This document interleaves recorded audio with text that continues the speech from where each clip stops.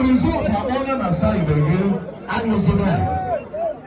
If I go to you go your gate. You know, pessimism. I don't know, commanding the as well. I'm not going to know one influence on me. If it was not there, DPS will be in the solar. Yes. As I know, oh, you're not going to see me.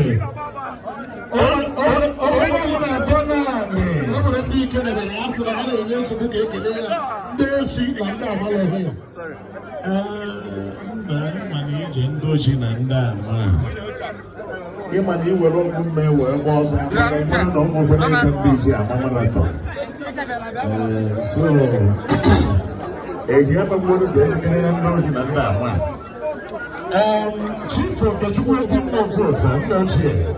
this running competition and great defending my first goal. I welcome you, sir. Okay, doing that way. Our chief Sunday Chuku, I welcome you so much. And that is the arrival of High Chief Ambassador Joaquin Emenike Afajana, the Big C Properties, Big C Cosmetics, Code of August, all released to Mallorca, Spain. Big C, you are highly welcome.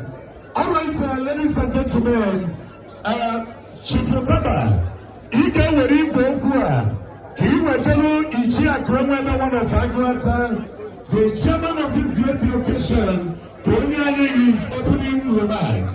Thank you.